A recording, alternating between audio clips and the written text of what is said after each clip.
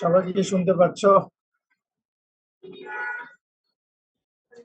Hello, আসসালামু আলাইকুম sir. শুনতে পাচ্ছি স্যার। স্যার শোনা যাচ্ছে স্যার। জি স্যার, ক্লিয়ারলি।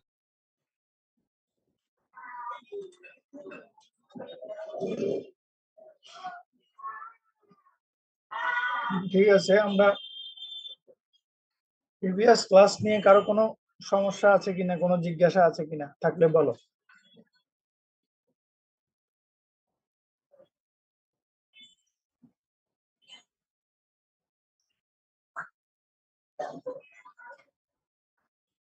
ঠিক আছে, আশা করি নাই। তো আমরা আজকে আলোচনা করব ব্লেন্ডিং প্রবলেম বা ব্লেন্ডিং এর যে প্রবলেমটা, তার সাথে মিনিমাইজেশন অবজেক্টিভস অ্যাড আপ হবে।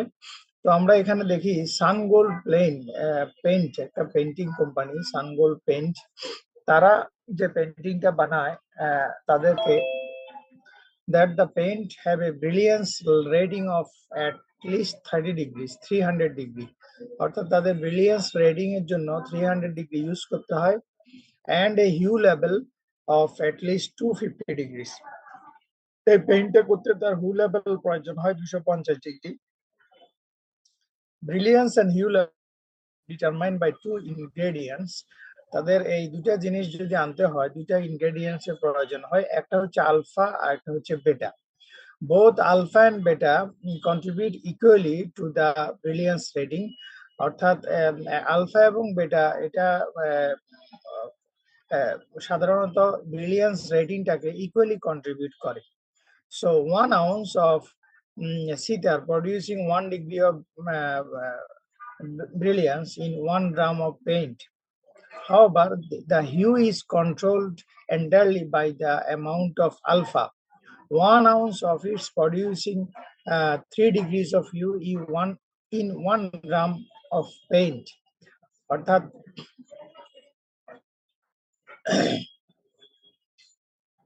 3 ডিগ্রি হিউ প্রয়োজন হয়। এখানে কস্টিং এর কথা বলা হচ্ছে। The cost of alpha is 45 cents per ounce and the cost of beta is 12 cents per ounce. Assuming that the objective is to minimize the cost of ingredients, আমার অবজেক্টিভটা হচ্ছে ingredients এর কস্টটাকে মিনিমাইজ করা। এমন ভাবে মিনিমাইজ করতে হবে, then the problem is to find the quantity of alpha and beta to be included in the preparation of each dram of paint। এমন ভাবে আমাকে একটা ড্রাম অফ পেইন্ট, এক ড্রাম পেইন্টে আমি কতটুকু পরিমাণ আলফা এবং কতটুকু পরিমাণ বেটা ব্যবহার করব, যাতে করে আমার কস্ট হবে মিনিমাম। এটা হচ্ছে আমার অবজেক্টিভস। অর্থাৎ আমি এমন কোয়ান্টিটি চাচ্ছি আলফার এবং এমন কোয়ান্টিটি বেটার চাচ্ছি যেখানে আমার কস্ট অফ ইনগ্রেডিয়েন্টস মিনিমাম হবে। তো এই প্রবলেমটাকে আমরা বলছি ব্লেন্ডিং প্রবলেম, কারণ আলফা এবং বেটার মিশ্রণে আমাদের ব্লেন্ডের ফলে আমাদের এক গ্রাম পেইন্ট তৈরি হবে। তো 1 গ্রাম পেইন্ট তৈরি করার জন্য আমার দুই ধরনের ইনগ্রেডিয়েন্টস এখানে প্রয়োজন হয়, আলফা এবং বেটা। কারণ এই 1 গ্রাম পেইন্টে আমার যে পরিমাণ যে জিনিস দুটো দরকার, একটা হচ্ছে ব্রিলিয়েন্স আর একটা হচ্ছে হু লেভেল, এটা ডিপেন্ডস করে আলফা এবং বেটার উপরে। তো এখন আমরা এটার কস্টিংও দেওয়া আছে। এখন আমরা এটার প্রথমে আমরা ব্লেন্ডিং প্রবলেমের যেটা আলোচনা, সেটা হচ্ছে আমাদেরকে ডিসিশন ভেরিয়েবল নিতে হবে।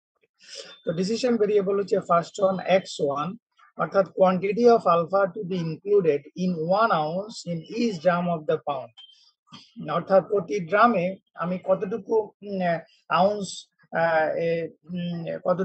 আউন্স আমরা আলফা ইনক্লুড করব, কোয়ান্টিটি ইনক্লুড করব, সেটাকে বলা হচ্ছে x1। আর x2 হচ্ছে কতটুকু বেটা ইনক্লুড হবে 1 গ্রাম পেইন্টে, সেটা হচ্ছে x2।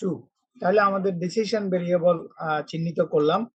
দেন আমরা কনস্ট্রেন্ট গুলোকে একটা একটা করে, আমাদের যে কনস্ট্রেন্ট গুলো আছে সেগুলো আমরা একটা একটা করে আলোচনায় আনবো। তবে এখানে কনস্ট্রেন্ট আনার আগে আমরা একটু আমাদের অবজেক্টিভ ফাংশনটা ঠিক করি। অবজেক্টিভ ফাংশনটা হচ্ছে এখানে 12 হবে।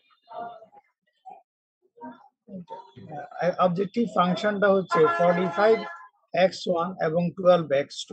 এখন এটার প্রশ্ন হতে পারে স্যার এটা কিভাবে করলেন? এটা কস্টিং এর ক্ষেত্রে আমার অবজেক্টিভ ছিল কস্টটাকে মিনিমাইজ করা। তার জন্য মিনিমাইজ জেডটাকে আমি এখানে মিনিমাইজ করব। জেডটা ক্যাপিটাল লেটার, জেডটাকে আমরা এখানে মিনিমাইজ করব। তাহলে মিনিমাইজ কি কস্ট, কতটুকু কস্ট আমি মিনিমাইজ করব?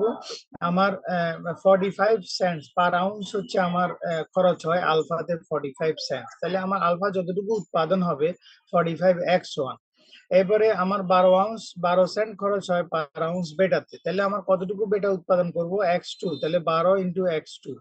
তাহলে আমি মিনিমাইজ করব জেড কে, যেখানে আমার কস্টিং হবে 45x1 প্লাস 12x2। এটা হচ্ছে আমার লিনিয়ার ইকুয়েশন, যে ইকুয়েশনটাকে আমি মিনিমাইজ করব। আমার উদ্দেশ্য হচ্ছে এই ইকুয়েশনটাকে মিনিমাইজ করা। তাহলে আমার দুইটা বিষয় সলভ হলো, একটা হচ্ছে যে আমার ডিসিশন ভেরিয়েবল ঠিক করলাম, দেন আমার অবজেক্টিভ ফাংশন ঠিক করলাম। এরপরে আমার যেটা করতে হবে সেটা হচ্ছে আমাকে আমার যে কনস্ট্রেন্ট গুলো আছে, আমার যে লিমিটেশনস গুলো আছে, এই লিমিটেশনস গুলোকে আমি ইকুয়েশন বেসড আমাকে ম্যাথমেটিক্যাল ফরমেশনে নিতে হবে। তাহলে প্রথমে বলা হচ্ছে,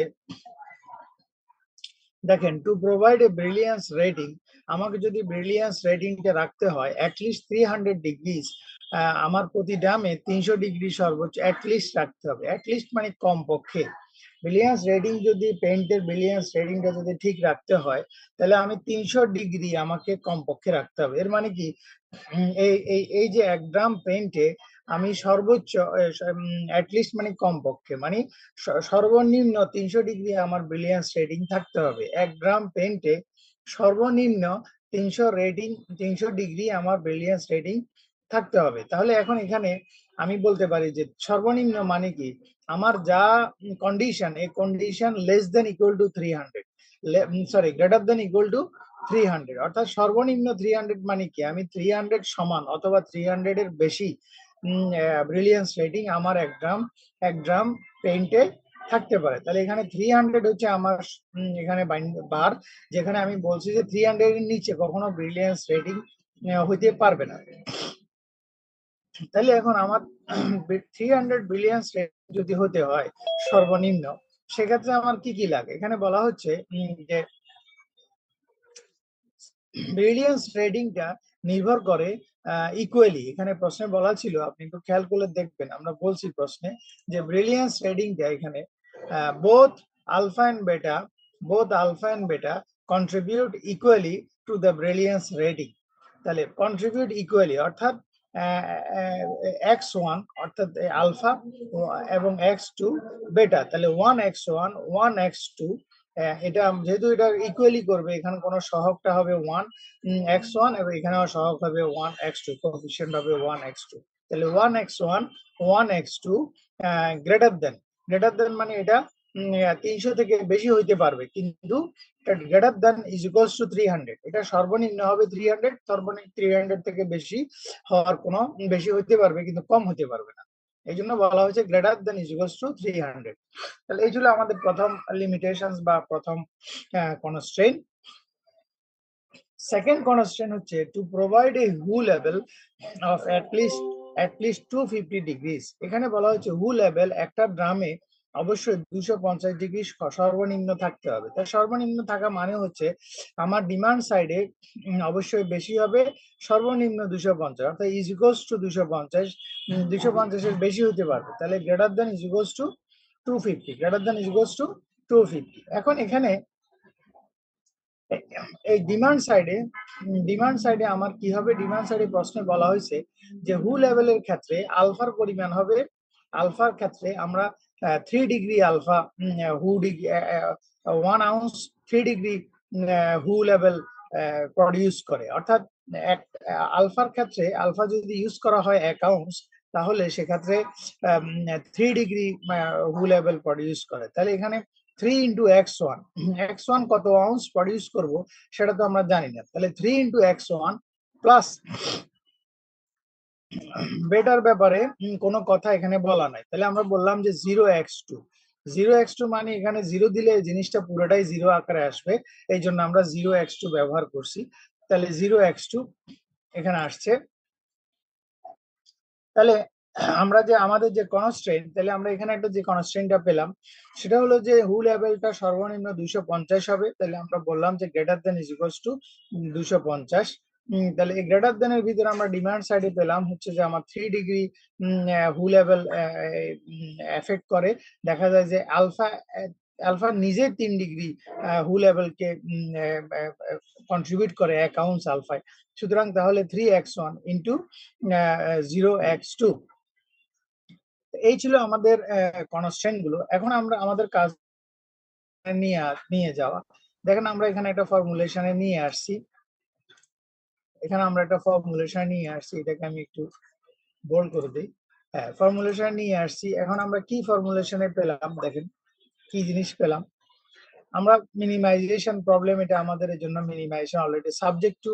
আমরা বলছি যে আমাদের আলফা এবং বেটা ইকুয়ালি কন্ট্রিবিউট করবে আমাদের কি ব্রিলিয়ান্স রেটিং ডেভেলপ করার জন্য।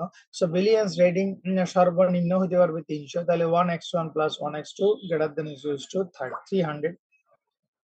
এবার আমরা বললাম যে 250 হু লেভেল ডিগ্রি হবে সর্বনিম্ন 250। তাহলে আমরা বললাম, এবং এটা আলফা দেখা যায় যে এককভাবে 3 ডিগ্রি হু লেভেলকে কন্ট্রোল করে, এটুক বলা আছে। তাহলে এখানে আমরা 3x1 plus 0x2 greater than equals to 250। এবং আমরা আরো একটা বলছিলাম যে গত ক্লাসে যে নন নেগেটিভিটি কনস্ট্রেইন, অর্থাৎ আমার যে ডিসিশন ভেরিয়েবল কখনো নেগেটিভ হবে না। এর মানে হচ্ছে যে আমার x1 কখনো নেগেটিভ হবে না, x2 কখনো নেগেটিভ হবে না। এর মানে x1 0 হতে পারে এবং 0 থেকে বড় হতে পারে। এর মানে 1x1 greater than is equals two 0 এবং x2 একই রকম ভাবে x2 greater than is equals two 0। তো এইভাবে করে আমরা কি করলাম, আমাদের ম্যাথের যে এলপির যে ফর্মুলেশন, এটাকে আমরা করলাম। এখানে একটা খেয়াল করেন, আমরা যে এক্সাম্পল দুইটা ফলো করছি, যেখানে আমরা ম্যাক্সিমাইজেশন প্রবলেম ফলো করছি, সেখানে বেশিরভাগ ক্ষেত্রে দেখা গেছে less than equal to type sign ব্যবহার হইতে।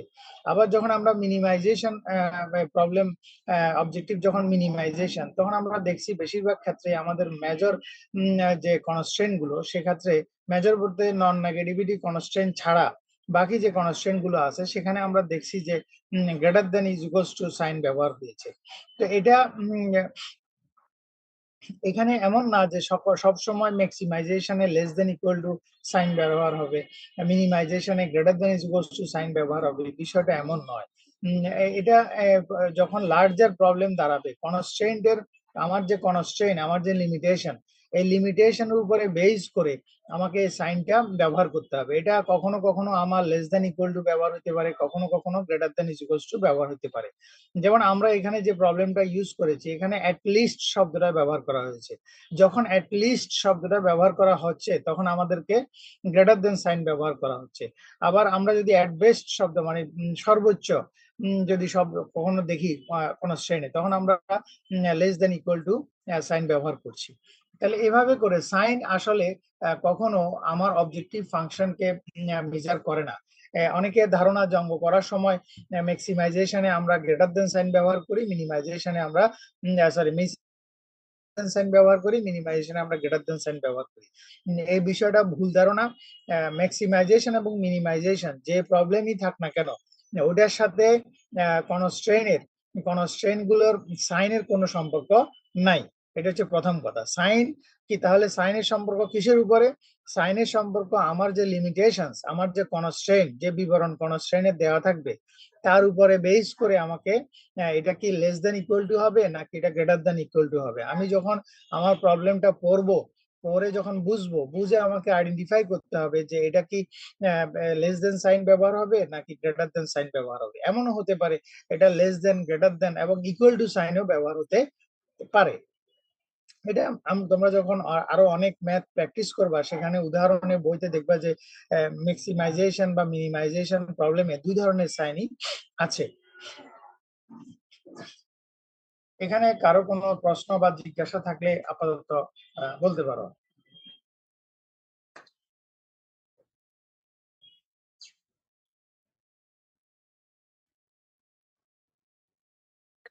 স্যার বুঝতে পারছি এটা স্যার।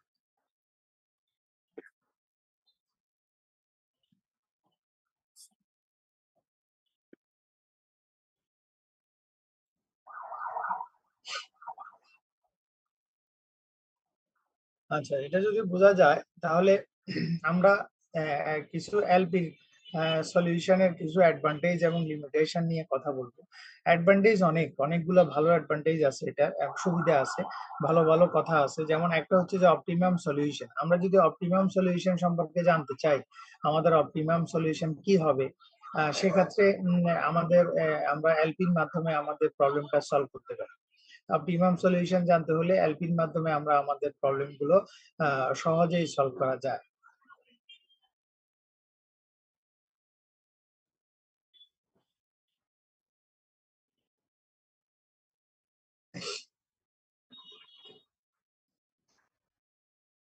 তারপরে আমাদের আরেকটা ব্যাপার হচ্ছে সহজে আমরা কম্পিউটার ইউজ করলেও আমরা এটা খুব দ্রুত এলপির সলিউশন করতে পারি।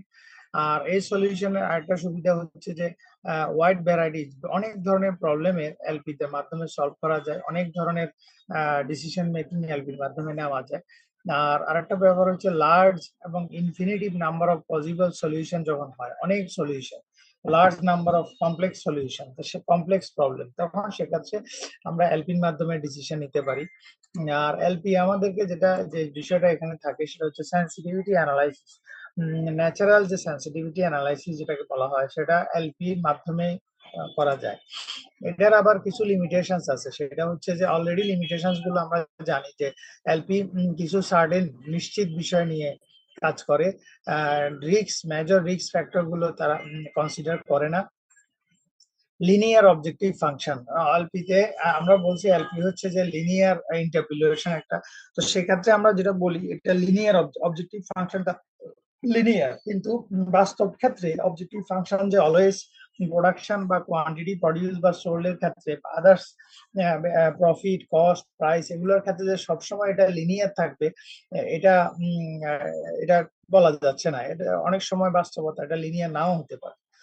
তারপরে কনস্ট্রেন্ট গুলোকে লিনিয়ার বলা হচ্ছে, কিন্তু কনস্ট্রেন্ট লিনিয়ার নাও হতে পারে। এডিটিভিটির একটা বিষয় আছে যে total utilization of the resource is determined, অর্থাৎ আগে থেকেই এই রিসোর্স ইউটিলাইজেশন আগে থেকে নির্ধারিত।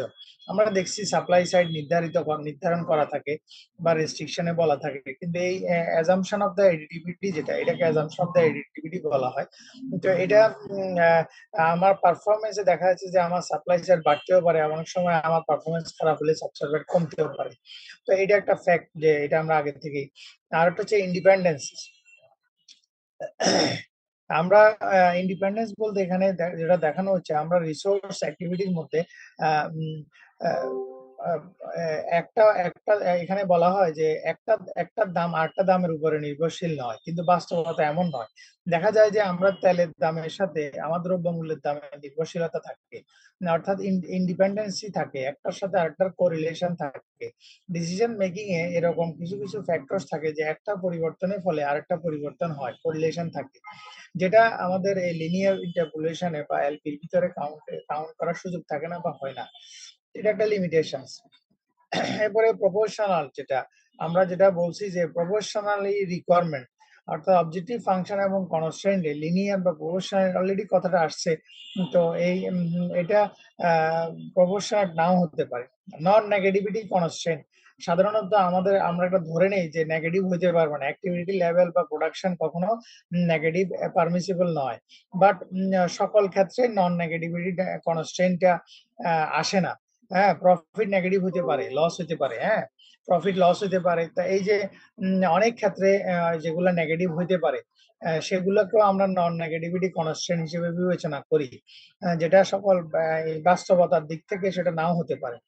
ডিভিজিবিলিটি বলতে এখানে বোঝানো হচ্ছে আমরা যে ভেরিয়েবলস গুলো নিয়ে কাজ করি, এগুলো সাধারণত এগুলো কন্টিনিউয়াস এবং ডিসক্রিট। যেমন ওয়েট, টেম্পারেচার, এগুলোকে আমরা বলি কন্টিনিউয়াস ভেরিয়েবল। আর ডিসক্রিট ভেরিয়েবল যেমন কাউন্ট করা হয় 1 2 3 4 5। সো এখানে ভেরিয়েবল দুই ধরনের হয়, একটা কন্টিনিউয়াস ভেরিয়েবল আর একটা হচ্ছে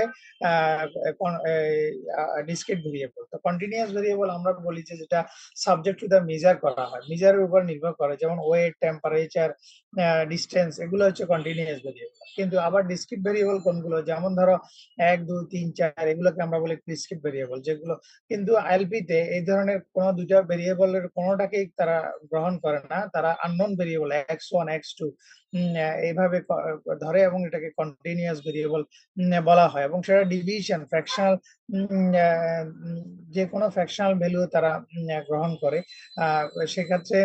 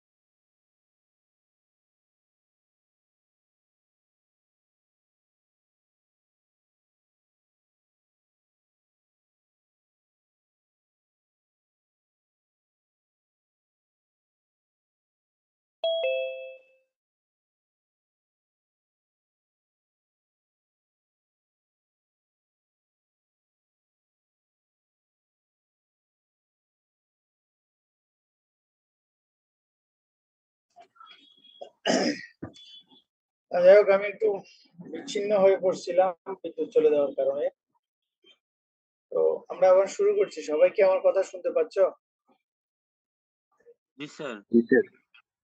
ওকে, তাহলে আমরা এতক্ষণ পর্যন্ত যেটা যেটা বলছিলাম, যে আমরা এতক্ষণ পর্যন্ত যে বিষয়গুলো নিয়ে কথা বলছি সেটা হচ্ছে এলপি কি, এলপি কখন ইউজ করা হবে, কোন কোন প্রবলেমের ক্ষেত্রে ইউজ করা হয়। আমরা দেখছি যে আমরা দুই ধরনের প্রবলেমে এলপি ব্যবহার করি। একটা হচ্ছে সাধারণত রিসোর্স অ্যালোকেশনে, এবং এটা দুই ধরনের হয়। একটা হচ্ছে প্রোডাক্ট মিক্স প্রবলেম, আর একটা হচ্ছে ব্লেন্ডিং প্রবলেম। তো দুইটারই অবজেক্টিভ এটা যে আমার আইদার কস্ট মিনিমাইজেশন অথবা প্রফিট ম্যাক্সিমাইজেশন রিলেটেড ইস্যুস গুলোর ক্ষেত্রে আমরা এই প্রবলেম এই এলপি ইউজ করি।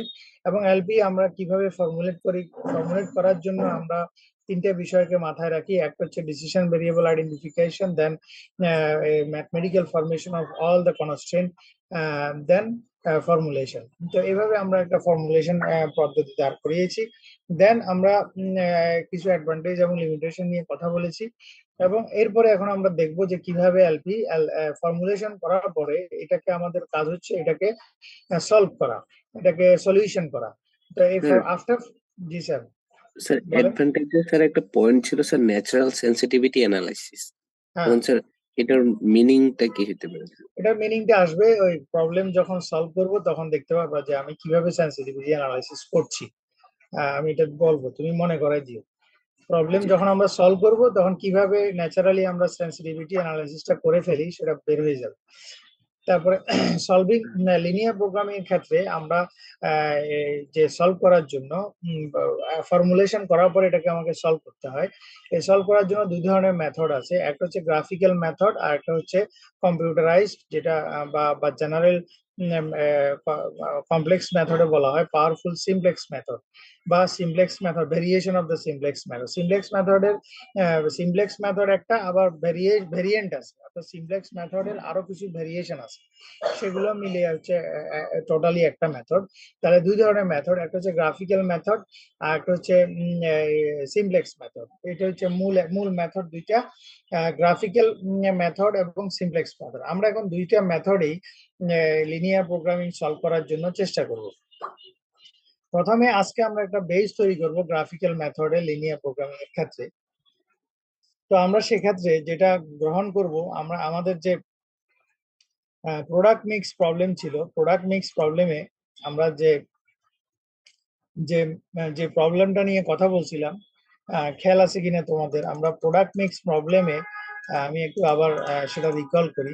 এই যে প্রোডাক্ট মিক্স প্রবলেমে আমরা টেলিভিশন নিয়ে কথা বলছিলাম, যে আমরা কতগুলো টেলিভিশন মডেল এ উৎপাদন করব, কতগুলো মডেল বি উৎপাদন করব।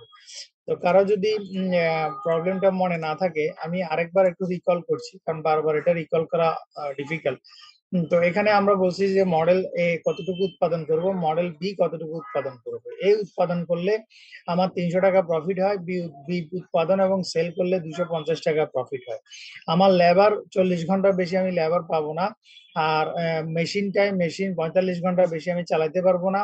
মডেল এ সর্বোচ্চ আমি 12টা সেট সেল করতে পারবো প্রতিদিন। এগুলো ছিল আমাদের কনস্ট্রেন্ট, এবং সে অনুসারে আমি আমার অবজেক্টিভ ফাংশন, তারপরে কনস্ট্রেন্ট গুলো এই প্রিভিয়াস ক্লাসে দেখাইছি কিভাবে আমরা ফর্মুলেশন করছি। তো এই ফর্মুলেশনের উপর বেসড করে আমরা এখন এই ফর্মুলেশনটা এখানে আসছে। তো এখানে দেখেন, এখানে আরো কিছু ছিল, সেটা আমি একটু উল্লেখ করি। কনস্ট্রেন্ট আরো কিছু ছিল, নন নেগেটিভিটি কনস্ট্রেন্ট ছিল, ওইটাকে আমি একটু কপি করে নিয়ে আসি, এটা আমার লাগবে, এখানে দেওয়া হয়নি। এখানে আমার নন নেগেটিভিটি কনস্ট্রেন্ট আছে, আমি সেটা নিয়ে আসলাম। এটা নন নেগেটিভিটি কনস্ট্রেন্ট আমার প্রয়োজন হবে, এই জন্য আমি এখানে রাখলাম। তো এই ছিল আমাদের অবজেক্টিভ ফাংশন এবং কনস্ট্রেন্ট গুলো।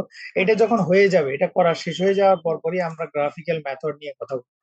এখন গ্রাফিক্যাল মেথড নিয়ে আমরা যখন কথা বলবো, আমরা গ্রাফিক্যাল মেথডের আপনাদের গ্রাফ পেপারটা কেমন হয় সেটার আগে একটা ধারণা দিই। দেখেন, আমাদের প্রশ্নটা হচ্ছে নন নেগেটিভিটি কনস্ট্যান্ট। নন নেগেটিভ মানে এক্স এর মান কখনো নেগেটিভ হবে না, এক্স টু মান কখনো নেগেটিভ হবে না। তাহলে আমাদের যে গ্রাফ পেপারে 4টা অংশ থাকে। একটা হলো এই অংশ, এরকম অংশ, একটা হলো first quadrant, second quadrant, third quadrant এবং ফোর্থ কোয়াড্রেন্ট। এই 4টা কোয়াড্রেন্ট থাকে। এই 4টা কোয়াড্রেন্টের মধ্যে দেখেন, এই যে ইনভিজিবল এরিয়া যেখানে যেখানে লেখা আছে, দেখেন ইনভিজিবল এরিয়া, এগুলা মানে হচ্ছে যে এক্স এবং এক্স এর মান বা এক্স টুর মান অবশ্যই সেখানে নেগেটিভ। এক্স এক্স এর মান, এই যেমন এক্স এর মান এটা হচ্ছে 0 থেকে এখান পর্যন্ত পজিটিভ, আর 0 থেকে যত এদিকে যাবে নেগেটিভ। আবার এক্স টুর মান 0 থেকে উপরের দিকে যতটুকু যাবে পজিটিভ, 0 থেকে নিচের দিকে যতটুকু যাবে নেগেটিভ।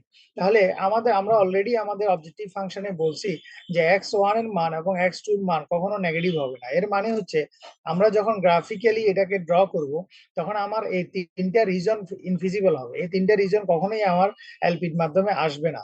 কেন আসবে না? কারণ x1 বা x2 এর মান ডিসিশন ভেরিয়েবল কখনো কি হবে না, নেগেটিভ হইতে পারবে না। তাহলে আমার ডিসিশন ভেরিয়েবল অলওয়েজ হবে পজিটিভ। তাহলে আমরা ডিসিশন ভেরিয়েবল পজিটিভ মানে হচ্ছে যে এখানে যে শেডের এরিয়া আপনি দেখতে পাচ্ছেন, এটা হচ্ছে আমাদের ফিজিবল এরিয়া। এটাকে আমরা বলি ফার্স্ট কোয়াড্রেন্ট।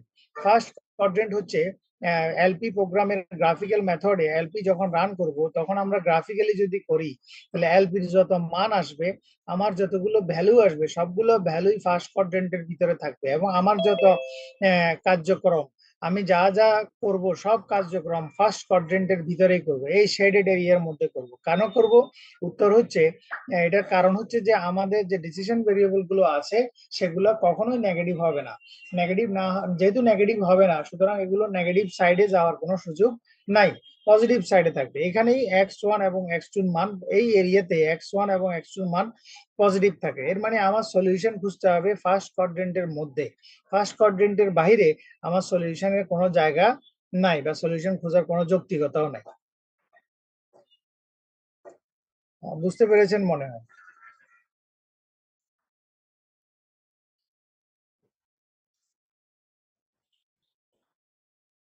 আচ্ছা, গ্রাফিক্যাল মেথডে আমাকে যেভাবে অঙ্কটা করতে হবে, প্রথম ফেজ হচ্ছে আমার ফিজিবল এরিয়াতে গ্রাফ পেপার প্লট করা, মানে প্লটিং করা। প্লটিং করতে হলে আমাকে যেটা করতে হয় সেটা হলো, প্রথম কাজ হচ্ছে, প্রথম স্টেপস হচ্ছে কনস্ট্রেন্ট ধরে কাজ করা। তাহলে আমার প্রথম কনস্ট্রেন্ট হচ্ছে, দেখেন, প্রথম কনস্ট্রেন্ট হচ্ছে x1 প্লাস 1x2। প্রথম কনস্ট্রেন্ট কি ছিল? 2x1, এখানে 2 ছিল, 2x1 ভুলে মনে লেখা হয়নি। 2x1 plus 1x2 less than equal two 40। তাহলে 2x1, এই যে 2x1 1x2 less than equal two 40, এটা ছিল আমাদের প্রথম কনস্ট্রেন্ট।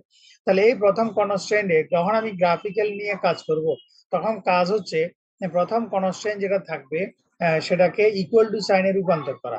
আমি এখানে এই যে এখানে less than equal to sign ছিল, আমি এটাকে ইকুয়াল টু সাইনে রূপান্তর করে ফেলবো। এটা মনে মনে করলেও পারেন, কোনো সমস্যা নেই। এটা যে একদম হাতে কলমে করতে হবে এগুলো আপনারা নিজে নিজেও করে ফেলতে পারবেন। এটার জন্য কোনো ক্যালকুলেশনের দরকার হয় না। আমি এখানে লেস দেন ইকুয়াল টু ছিল, আমি এটাকে ইকুয়াল টু সাইনে পরিবর্তন করে ফেলছি, জাস্ট ইকুয়াল টু সাইন দিয়ে দিছি। ইকুয়াল টু সাইন দেওয়ার পরে আমি এখন যেটা কাজ করতে হবে, একটা x1 কে একবার 0 ধরতে হবে। x1 যদি 0 হয় x2 এর মান কত আসে? x1 যদি 0 হয় x2 এর মান আসবে 40। আবার x2 যখন 0 হয় তখন x1 এর মান কত আসে? x1 এর মান আসবে 20।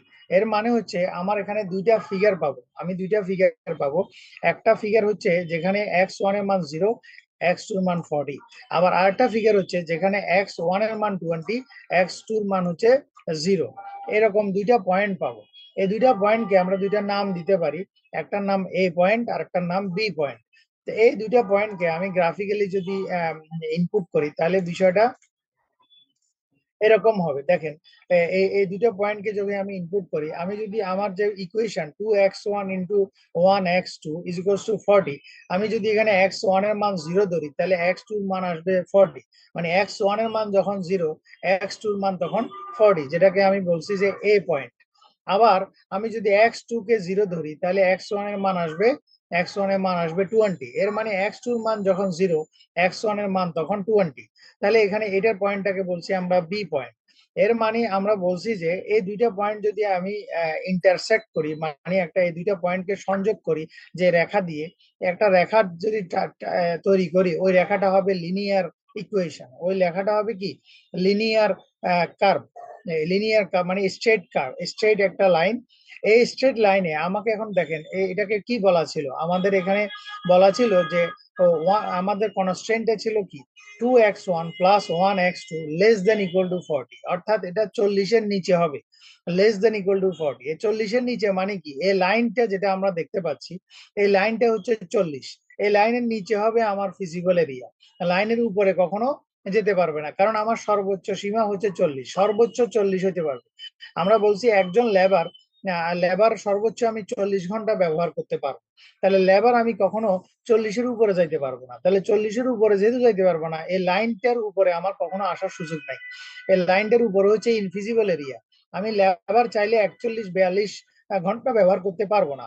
এর মানে হচ্ছে আমার যে ভিতরে যে এই লাইনের ভিতরে যে সাদা অংশটুকু, এই ত্রিভুজের ভিতরে, ট্রায়াঙ্গেলের ভিতরে আপনি যে সাদা অংশটুকু দেখতে পাচ্ছেন যেটাকে মার্ক করা আছে, এই মার্ক করা অংশটুকু হচ্ছে আমার ফিজিবল এরিয়া। অর্থাৎ যে লেবারটা আমি সিলেক্ট করতে হবে, যে লেবারটা আমি নেব, এই লেবারটা এখান থেকে যে কোনো একটা পয়েন্টে আমার লেবারটা হবে অপটিমাম সলিউশন।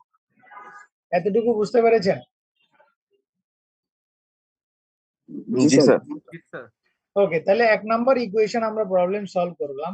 এখন আমাদের আসবে হচ্ছে 2 নাম্বার ইকুয়েশন। 2 নাম্বার ইকুয়েশনটা আমরা আবার যাই, এই যে 2 নাম্বার ইকুয়েশনটা কি ছিল?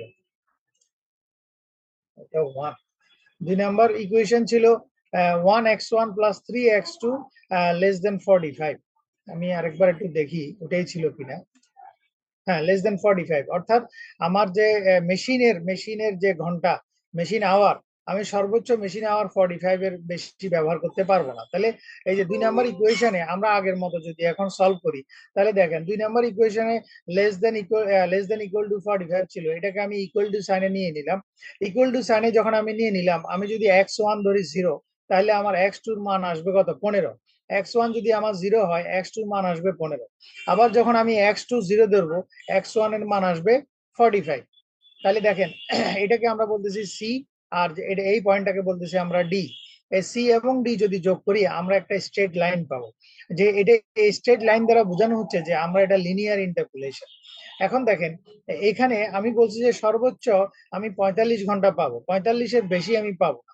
45 এর বেশি যেহেতু পাবো না, এই লাইনের উপরে যাওয়ার কোনো সুযোগ নেই, এই লাইনের ভিতরে আমাকে থাকতে হবে। এই লাইনের ভিতরে যে ট্রায়াঙ্গেলটা আপনি দেখতে পাচ্ছেন, এটাই হচ্ছে আমার মেশিনের জন্য ফিজিবল এরিয়া। এখানকার ভিতর থেকে আমাকে যে কোনো একটা, এখানে অনেকগুলা ফিজিবল এরিয়াটা অনেক বড়, এখান থেকে যে কোনো একটা পয়েন্ট, আমি জানি না কোন পয়েন্টটা, যে কোনো একটা পয়েন্ট আমার জন্য অপটিমাম সলিউশন নিয়ে আসবে। তাহলে আমাদেরকে আমি আগে ফিজিবল এরিয়াটা বের করে নিলাম যে আমার এই কনস্ট্রেইনে ফিজিবল এরিয়াটা কোনটা। এটা যখন আমার শেষ হয়ে যাবে, এরপরে আমাকে আমার পরবর্তী মেথড, পরবর্তী কি বলে এটাকে, পরবর্তী নাম কি, কনস্ট্রেইনে যেতে হবে। পরবর্তী কনস্ট্রেইনটা ছিল 1x1 plus 0x2 greater less than equal two 12। তাহলে এটাতে যদি আমি দেখি আমার এই ইকুয়েশনে আমি যদি অলরেডি x1 এর মান, এটা আপনি দেখেন এই ইকুয়েশনে যদি ইকুয়াল টু সাইন বসাই, আমরা এখানে যদি ইকুয়াল টু সাইন বসাই, এর মানে হচ্ছে x1 ইজ ইকুয়াল টু 12। আমি যদি এখানে লেস দেন ইকুয়াল টু পরিবর্তে ইকুয়াল টু সাইন বসাই, তাহলে দেখা যাবে x1 ইকুয়াল টু 12।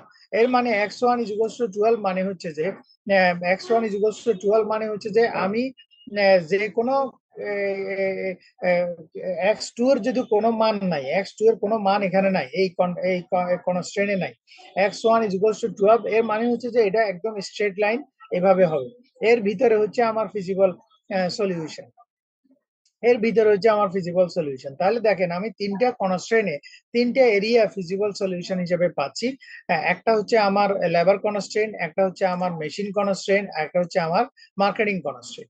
এই তিনটা কনস্ট্রেইনকে এখন যদি আমি একসাথে করি, তিনটা কনস্ট্রেইনকে যদি আমি একই সাথে দেখাই, এটা যে আলাদা আলাদা ভাবে দেখাইতে হবে এমন না, করার সময় আপনারা এগুলা একটা চার্টের ভিতরে দেখাবেন বা একটা গ্রাফের ভিতরে দেখাবেন, আলাদা আলাদা ভাবে দেখানোর কোনো দরকার নেই।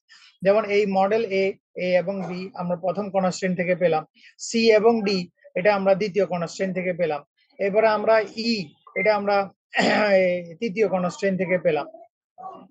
এখন দেখেন এই যে তিনটা কনস্ট্রেইন থেকে আপনি পেলেন, এই তিনটা কনস্ট্রেইনের মধ্যে কমন এরিয়া কোনটা? কমন এরিয়া কোন জায়গায় বলতে পারবেন কিনা? মানে এই তিনটা কনস্ট্রেইনের কমন কোন জায়গাটা?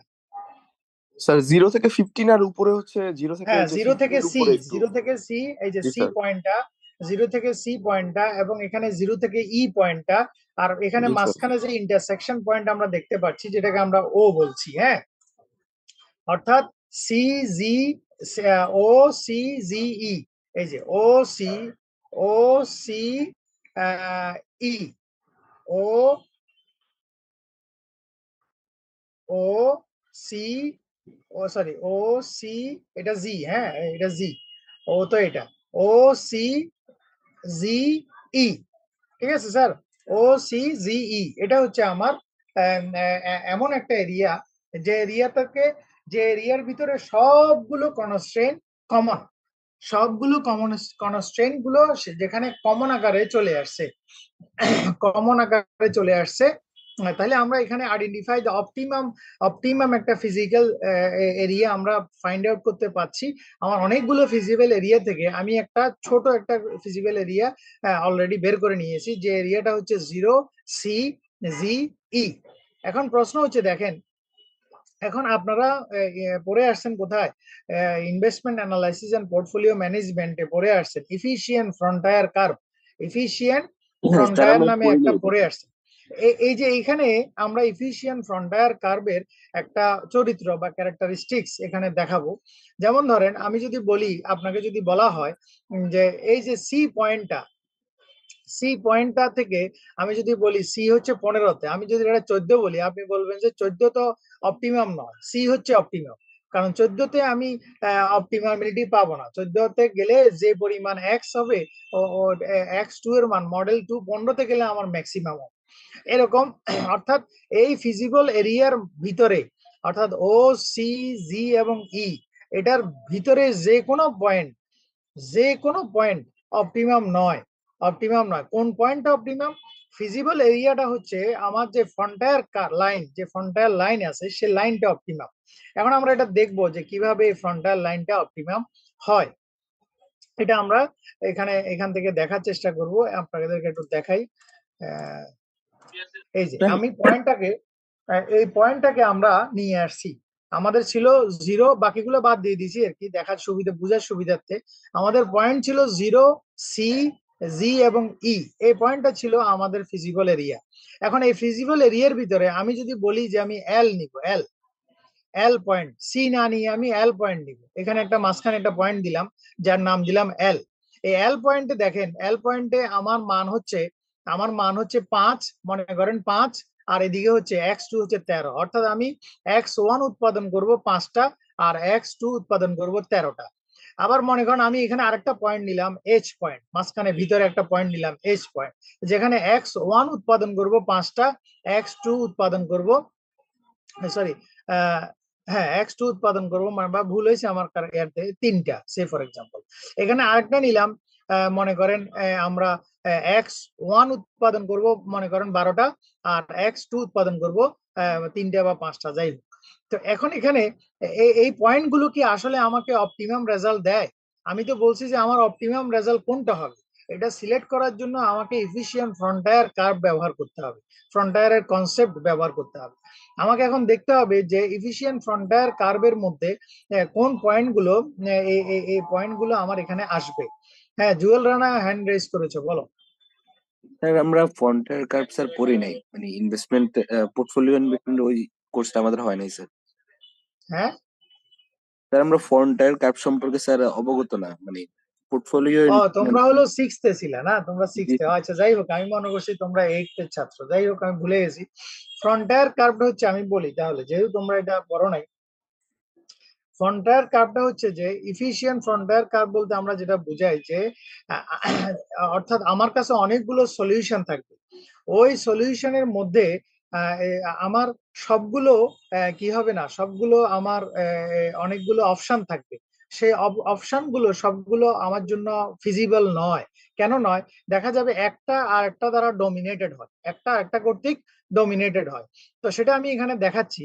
এখানে এইটা, এই এক্সাম্পলটা দিয়ে আমরা ফ্রন্টায়ার কার্ভটা ক্লিয়ার করব। যেমন মনে করেন আমাদের যে ও পয়েন্ট, অর্থাৎ ও পয়েন্টে এক্স এর মান 0, x2 এর মান 0। এই যে ও পয়েন্টটাতে এক্স এর মান হচ্ছে 0, x2 এর মান হচ্ছে 0।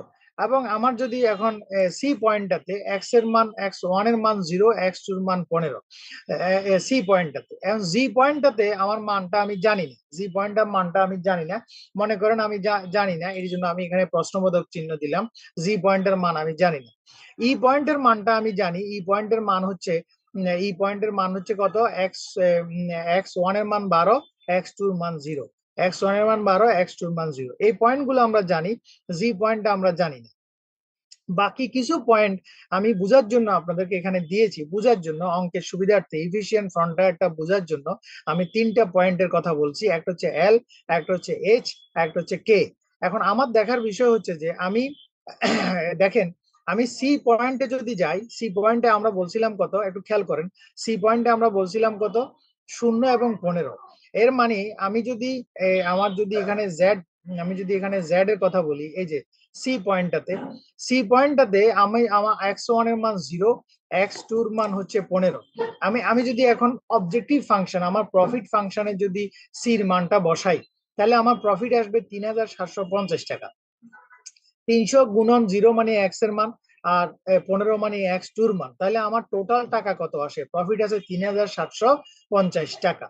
এখন আপনি এখন খেয়াল করেন, এই যে সি এর মান যেটা আছে, এটার জায়গায় আপনি এখন এই এল এর মান বসান, x1 বসান 5 আর x2 বসান 13। x1 যদি 5 হয় তাহলে আমাদের আসবে কত স্যার, x1 যদি 5 হয়, 5 গুণন 300 মানে 1500, আর 13 গুণন 250, তাহলে 3250 আসবে, তাহলে 3250 আসবে, আর 1500 আসবে। তাহলে এখানে যেটা দেখা যাচ্ছে যে এল এর মান, এল যখন আমি নিব, এল পয়েন্টটা যখন আমরা নিব, তখন আমার যে কনস্ট্রেন্টে দাঁড়াবে সেটা হচ্ছে যে আমার আমার যে কনস্ট্রেন্ট ছিল, কি কনস্ট্রেন্ট ছিল, যে আমি সর্বোচ্চ 0 পয়েন্ট, সি পয়েন্টটার আমার কনস্ট্রেন্ট ছিল এই যে এখানে আমি এক্স এর মান করব কত, 0, ওয়াই এর মান, x2 এর মান করব, মান হবে 15। তাহলে এই যে পয়েন্টগুলো, এই পয়েন্টগুলো আমার জন্য ফিজিবিলিটি আসবে না। কেন আসবে না?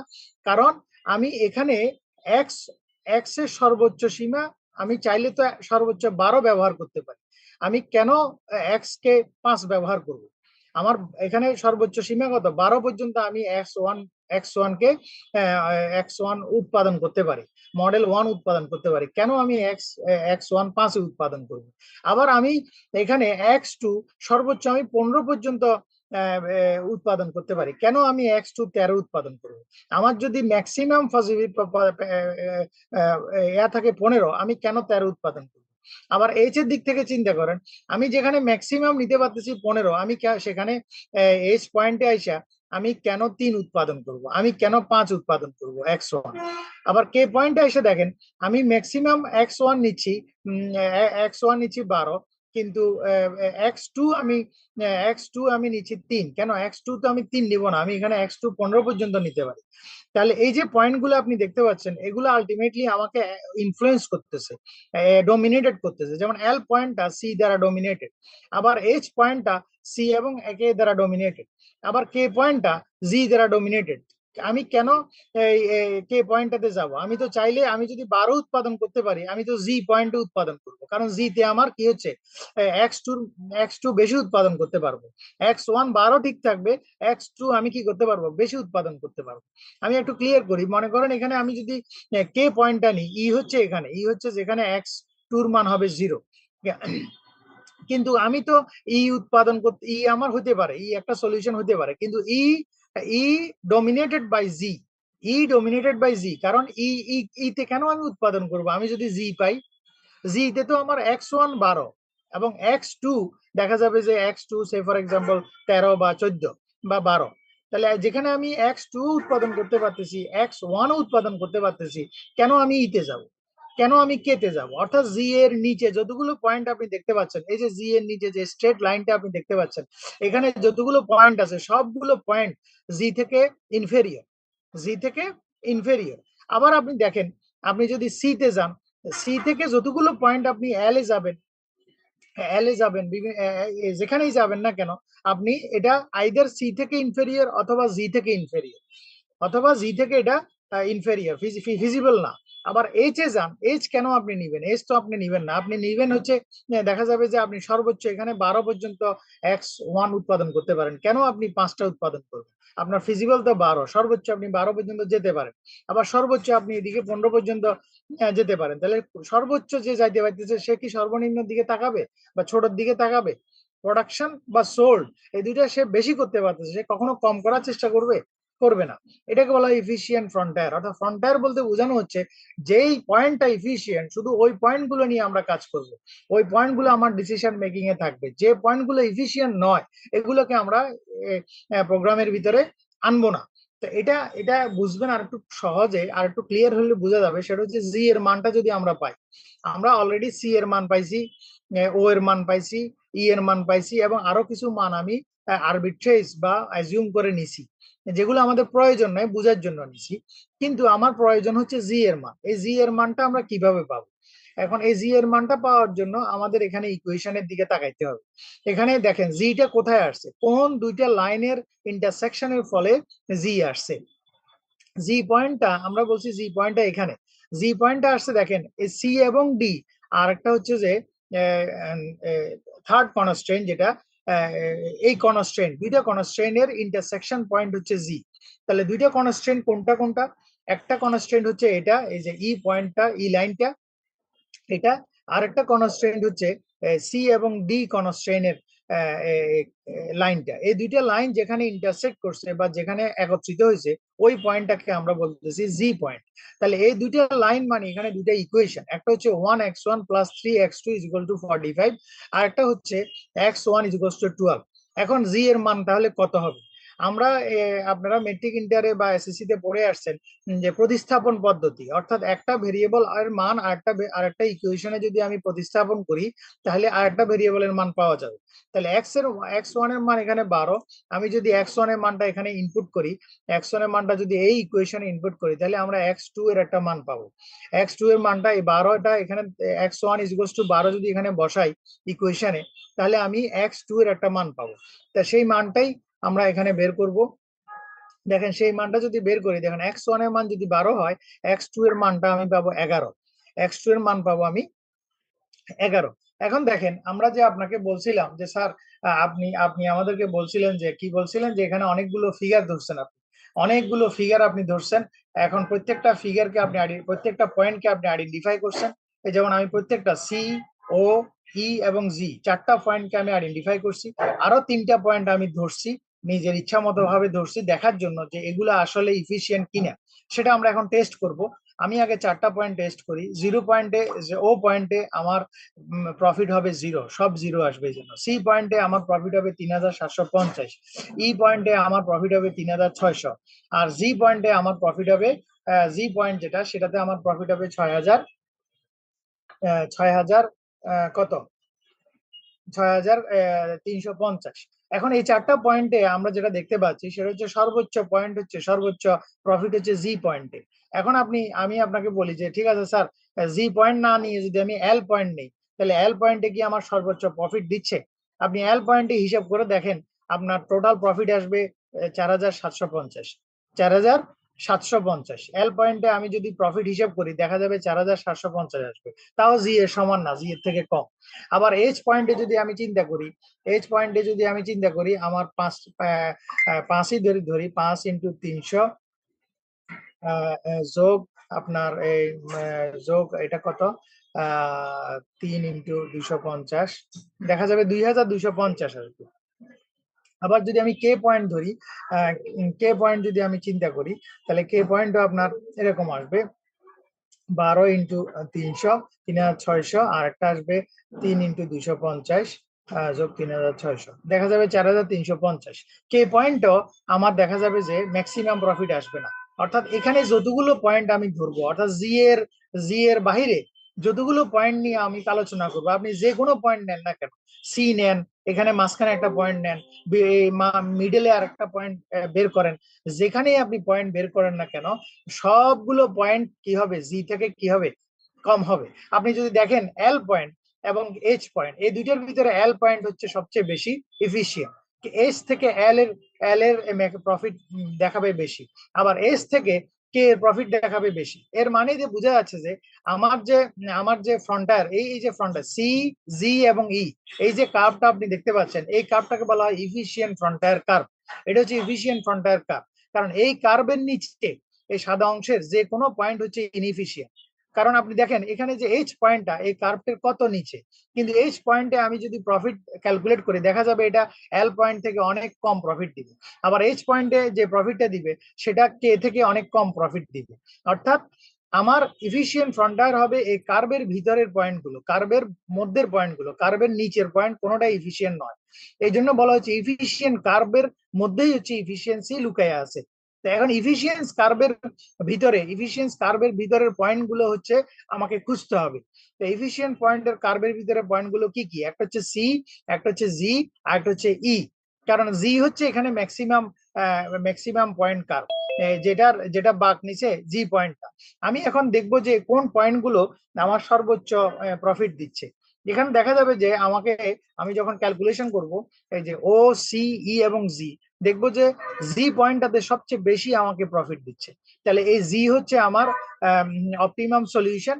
অর্থাৎ আমি এ সেট উৎপাদন করব 12টা এবং বি সেট উৎপাদন করব 11টা।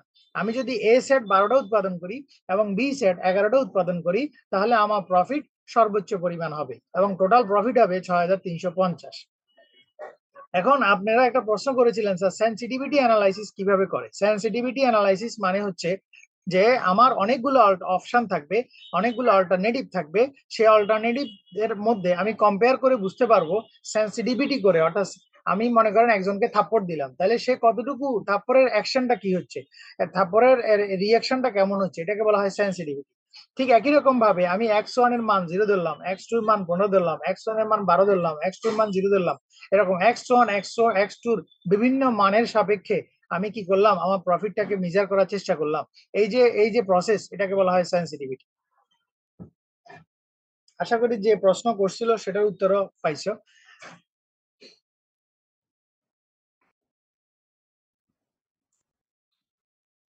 এই পর্যন্ত কারো কোনো প্রশ্ন আছে কিনা?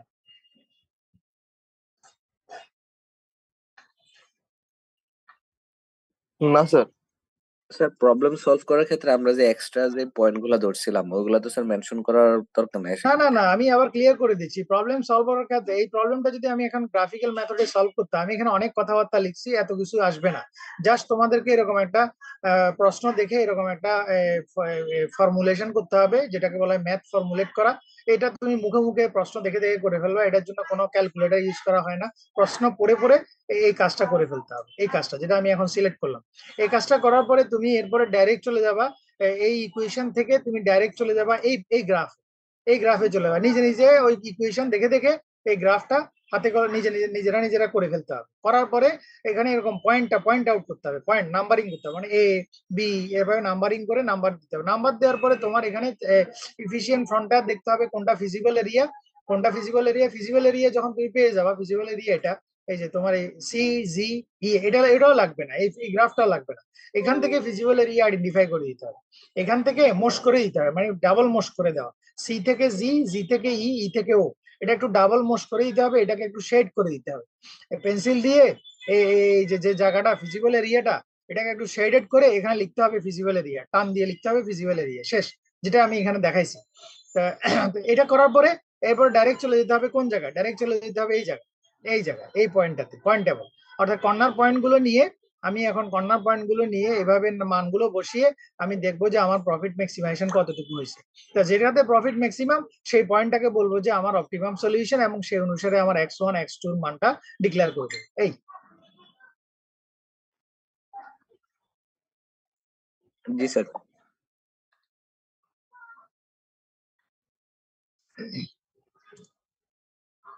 এতটুকু পর্যন্ত তাহলে আজকে ক্লাস।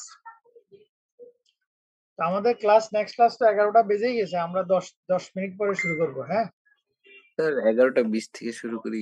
আচ্ছা ওকে, 11টা 20 থেকে। ওকে, আসসালামু আলাইকুম।